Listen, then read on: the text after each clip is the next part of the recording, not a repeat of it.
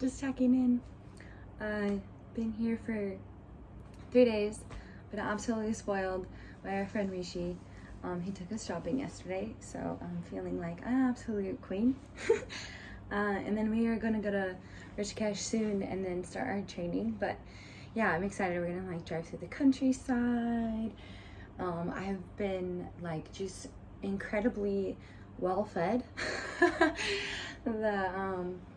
I just really appreciate the Indian culture. It's kind of similar to my Italian family, but it's all about the guest, and so I'm really learning to receive. Same with April. We're like, what? Hold on, let me help. They literally won't let us. But yesterday was especially fabulous. We went to the mall, and my first time in India in Goa, it was just all street markets. So it's cool to go to a mall because I could see what the kind of young people were doing and just kind of see more of just the city folk in Mumbai. And yeah, it was really fun, and we shopped like crazy. They actually went to this one store called Intune, and they we finished, and then they took a picture with us and held the receipt, and the receipt was so long. So Rishi is really just spoiled us. So yeah, I'm learning to receive. I'm soaking it up. But he's just so kind, and feels very much just wants us to never ever forget this experience. So too late, never ever gonna forget this experience. And he has just the sweetest wife in the world, and maybe their love story is really, really cute, and they were in different caste systems, and so the wife was telling us that they went to school together, and so she watched him for 6 months without really engaging, and just seeing kind of his vibes.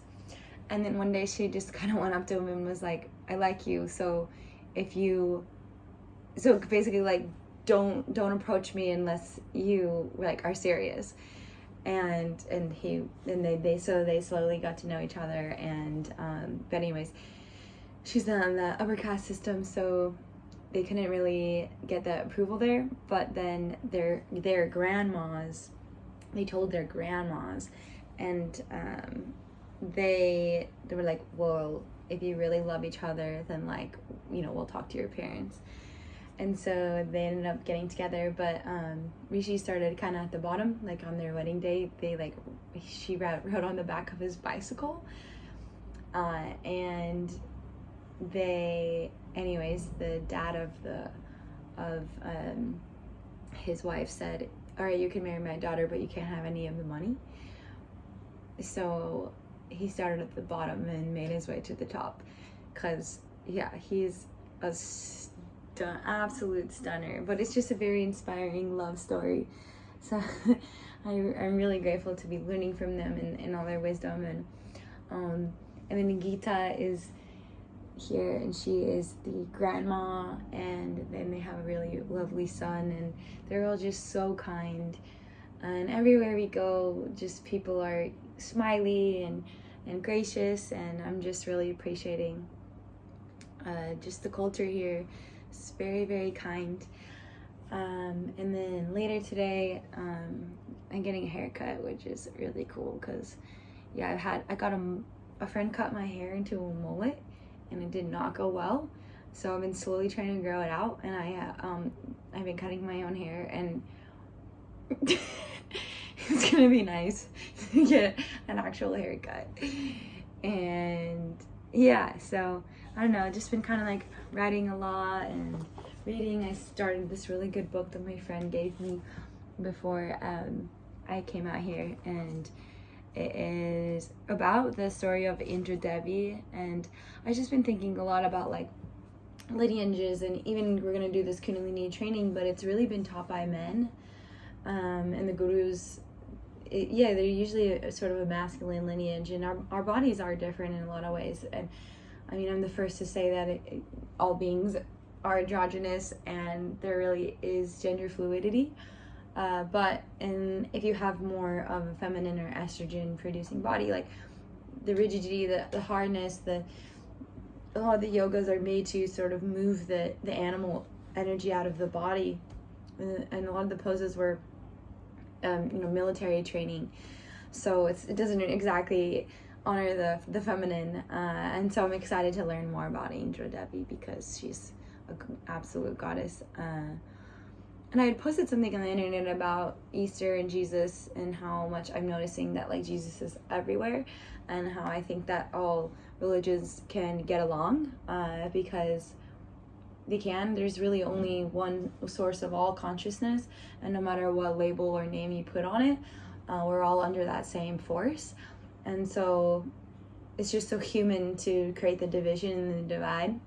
So I love being here because you see like a statue of Jesus, and then you see a statue of Shiva and Rama and Brahma and Shakti, and to me, like the goddesses that they consider like Hinduism sort of like a poly, like having multiple gods, but it's also just a way to describe the aspects of consciousness, because like our God, like our humans were made in the image of, we are also multi-dimensional and have many aspects. We can be funny, we can be serious, we can be loving, we can be whatever. And so in order for just human consciousness to understand all that is, like the goddesses describe the different aspects. And so when you call in goddess or God, you're bringing on sort of their attributes and calling in that power. But it doesn't necessarily mean that like the Hindus don't address that there's one unified force above all.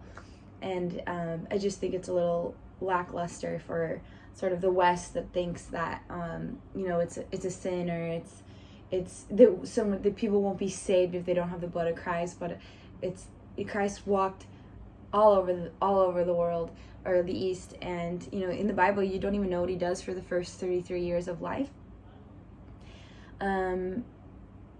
Well, at least in the Bible. I think that there's definitely ancient teachings and ancient writings that weren't put in the Bible because the Romans essentially put our Bible together. And then, of course, it's in English. So I can go all into that. But basically, the Bible says the first thing the first sentence is saying, I am Elohim. And that is the masculine and feminine, that word, if you break it up. That's what that means. And so even in Hinduism, we have Shakti and Shiva. So there's one source, there's one force, and it's light and sound. The universe is quantum strings of light and sound. And then it splits into the negative and the positive, or the masculine and the feminine. And then from there, we have the elements that split. In Ayurveda, it's the 5-element theory. And Chinese medicine, same thing, splits up into the elements. You have the Qi and the Jing, or you have the life force and the Kundalini energy, or you have the Holy Spirit. But essentially, all these teachings in their essence is saying the same thing. So it's just beautiful to be here, where it's so multi-religious or just multi-spiritual, because it's just, there's so many ways to be reminded that love is love.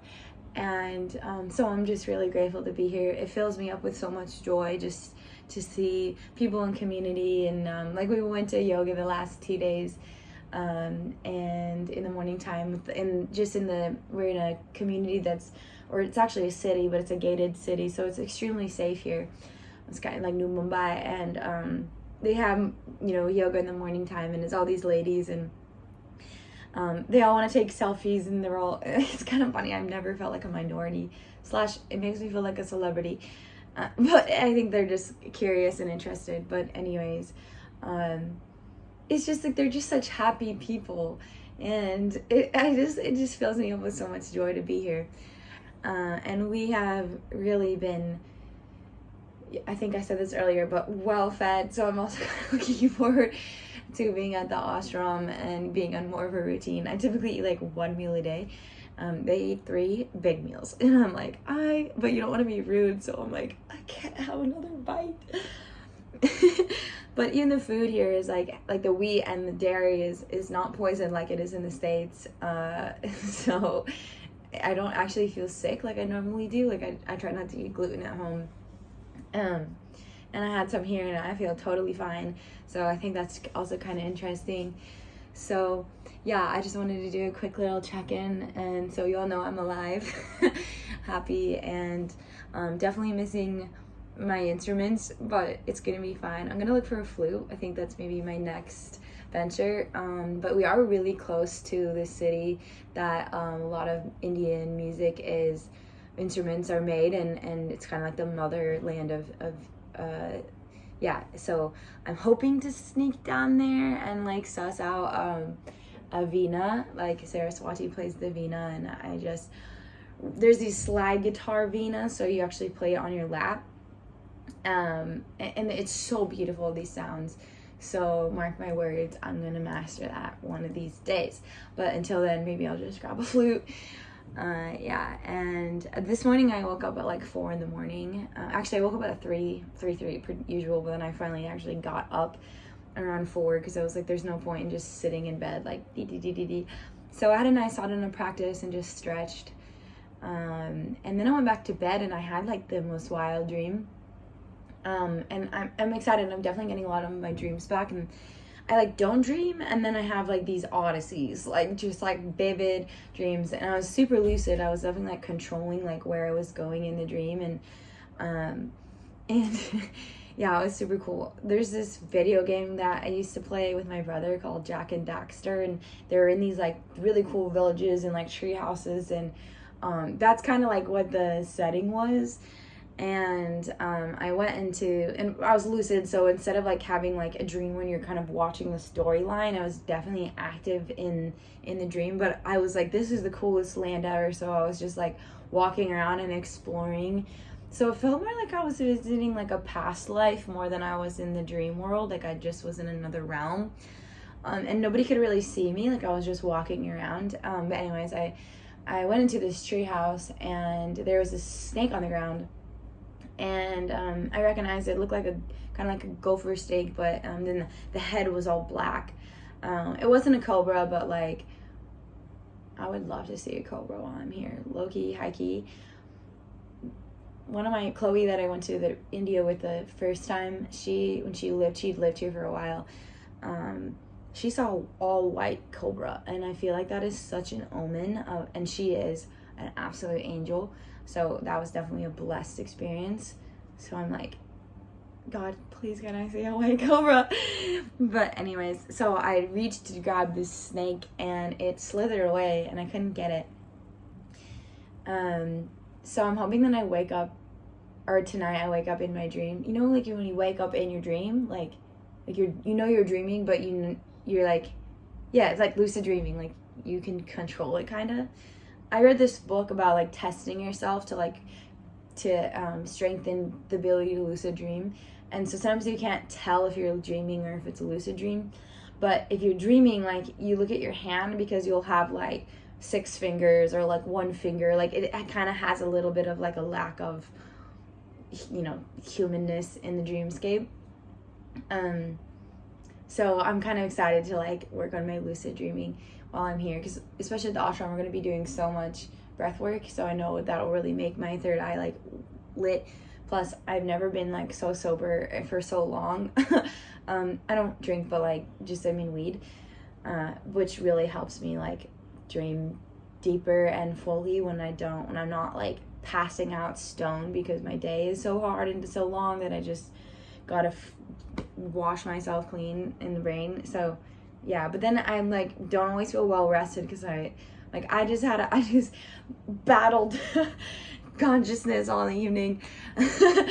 Or I have a lot of dreams where I fly or like ride horses and like I don't know. But anyway, that's such a digression. There's really no point in me talking about my dreams, other than I'm excited to dream more. Yeah, so that's the update. And then thank you guys. I'm really appreciating, like I'm getting a lot more like really thoughtful comments from you guys on just what you think and how you feel about life and your own journeys, and it's so connecting. It really warms my heart. I try to be pretty quick on my responses and thoughtful, and don't ever feel like you have to respond back, but I always will do my best. And thank you. I'm really loving this community that we're forming. And one of the things that we're doing out here is scoping out some spots to do retreats out in India, amongst some other places. So stay tuned. I would love to like actually meet some of you. I'm noticing I'm getting more and more followers that are from India. So maybe we can all meet and do yoga together. And you guys could meet April, who's just the most beautiful human being on the planet, inside and out. So yeah, so beaming from my heart to you guys is namaste, and we will catch up soon.